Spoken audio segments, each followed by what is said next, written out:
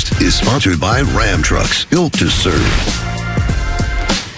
Good morning, everyone, and welcome to First Things First. I'm Jenna Wolf. That's the Hall of Famer Chris Carter. This is Nick Wright. Sorry about that. Just a minor stroke, but I'm good now. It's all good.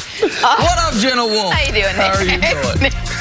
You nailed the handshake, though. That's more important. I nailed that was impressive, yeah. We call it Spicy Friday when we reach the end of the week intact. Most of us are intact. 2 out of 3 ain't bad. On the program today, Aaron Rodgers had this Dallas game circled on his calendar. We'll tell you why. Stephon Diggs says you should believe in the rumors you hear.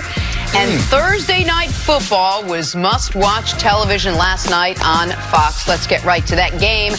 Jared Goff and the Rams taking on Russell Wilson and the Seahawks in Seattle. We picked this one up late. Under 3 minutes left in the fourth. Seahawks down 5, 4th and goal from the 5. Russ to Chris Carson for the touchdown, his 4th touchdown of the game for Russell Wilson. Rams trying to answer. Jared Goff's pass called incomplete. After review, Tedrick Thompson gets credit for what appeared to be an incredible interception right there. Seahawks were all fired up about it, but the Rams would get one last chance. Goff right here, looking, finding Gerald Everett down the middle for 28 yards, and that would set up a Greg Zuerlein 44-yarder. Good snap, good hold, bad kick. Misses wide right. Seahawks hold on to win 30-29. Rams drop to 3rd place in the division. After the game, here's Sean McVay.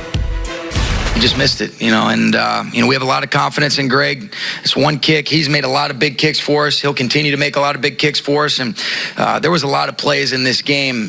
One play will never really determine the outcome. When you're playing great teams, and you're a great team too, there's going to be some great plays out there that they're going to make, and we're going to make some, and it's going to go back and forth, and you can't get too high, too low, and I think that's what we did tonight. I thought the defense, like I said, stayed composed. The crowd was amazing tonight. I think offensively we kept believing. We had no doubt that we were going to get it done, and sure enough, we did.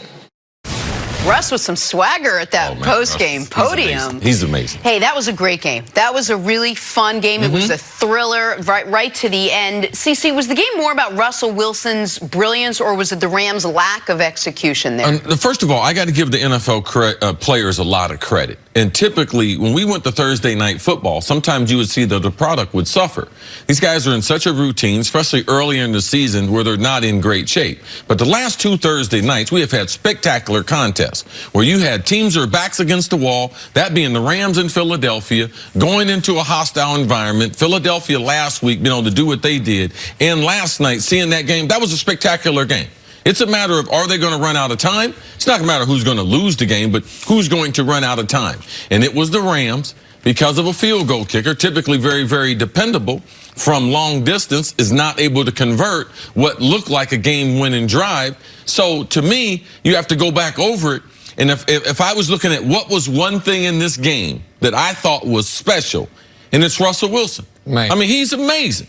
And Nick had talked about Russ and how he's so underrated and everything. Like, we don't give him credit for what he does with less. His overall accuracy with the football. If we look at the scouting report on Russell Wilson, I mean, if he is 6 foot, he's definitely a top 10 pick. But he wasn't. He slipped in the draft, and Seattle has done the right thing for Russell from the beginning. He beat out a guy in training camp. Instead of waiting, no, they gave him the job when he actually beat him out. But he is so special. In the pocket, understanding the game, trying to conserve his body, making sure people don't get big shots on him. He's got heart. He's got guts. He's a real franchise and such an impact leader. Like, to make guys, elevating guys. I watched from the first play of the game.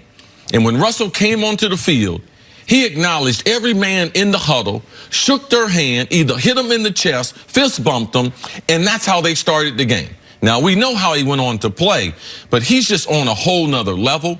We need to start trying to give him more credit than what he deserves. There's a reason why. He has the 2nd best quarterback rating in NFL history. All time. Yeah. All right. And you could see that last night. We don't give the receivers respect because they haven't earned it.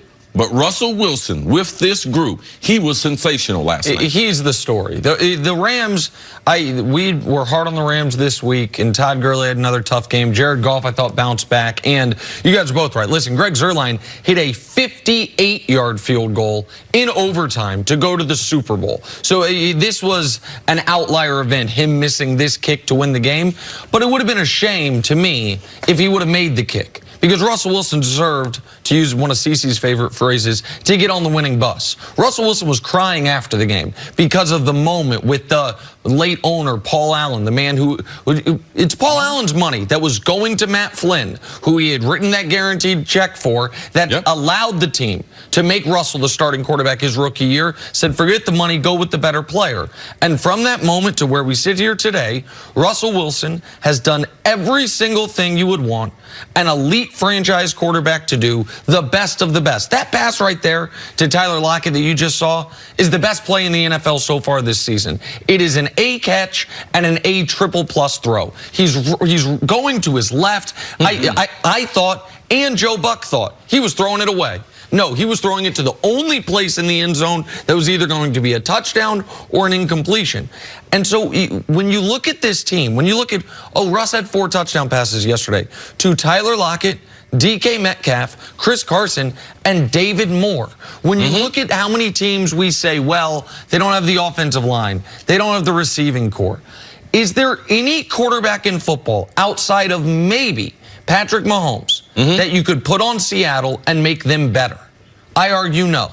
With what you need from them, with his availability, with his leadership, with his toughness, and with his pinpoint accuracy, he is the perfect quarterback for that team. He is playing as well as any player in the league this year outside of maybe Mahomes.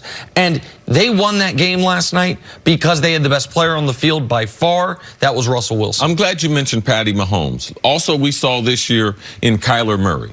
If you're an NFL scout, man, you need to start looking for more of these baseball players because they can put their body, contort their body in different ways that normal conventional quarterbacks can't. He's running to his left, Nick. He throws a 35-yard strike because of his baseball. He's able to open up his hips and fire it on a line. Patty Mahomes is able to do that. We see Kyler early in his career able to do that. It is a special skill that has allowed them to be among the elite of the elite that we have. Was Russell Wilson's performance last night dominant enough to put him at the front runner of the MVP conversations? Well, you have to consider him.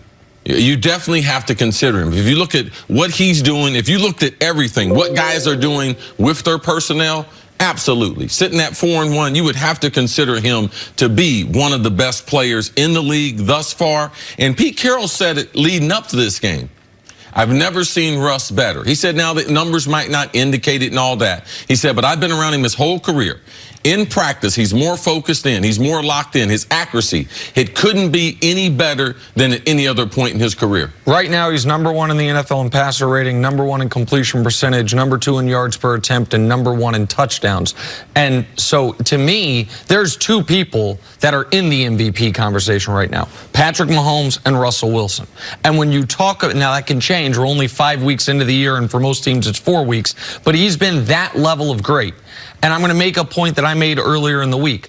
How many teams in the NFC, if you replaced their quarterback with Russell Wilson, would become the overwhelming favorites? Dak playing as well as he is. You put Russell Wilson on the Cowboys, they're the best team in football by far. You put Russell Wilson on the Chicago Bears or Minnesota Vikings. If you do it on Minnesota, Stephon Diggs, Minnesota with Sierra. We'll take him. Stephon Diggs ain't asking for no trade. And Chicago's probably the defending Super Bowl champions. Russell Wilson is, once again, I felt his coaches worked against him yesterday. It was on offense, him making magic. Aaron Donald was I think he watched the show yesterday, took some of the criticism from C personally. He was a man possessed. And Russell Wilson would not let him wreck the game. He was spectacular. And he took over a tough locker room. And they did not make it easy on him. No. It was well documented. Him and Richard Sherman and some of these other players, how they disagreed on things. Now, Russell's talent, longevity, and leadership won out. that it is finally Russell's team. It's not, no, Cam Chancellor, the Legion of Boom, no, Marshawn Lynch, no. This is Russell Wilson's team, and that was a great performance last night. A lot of storylines coming out of the game. Big win for Seattle. Russell Wilson, we talked a little Jared Goff. We'll talk more about Todd Gurley and the way that the team used him last night as well. They tried to trick us, Jenna. They couldn't fool you, though. Coming up on the other side, will the Cowboys defense be able to shut down Aaron Rodgers on Sunday? That's next on FS1. You can always check us out on the Fox Sports channel. On SiriusXM, we'll be right back.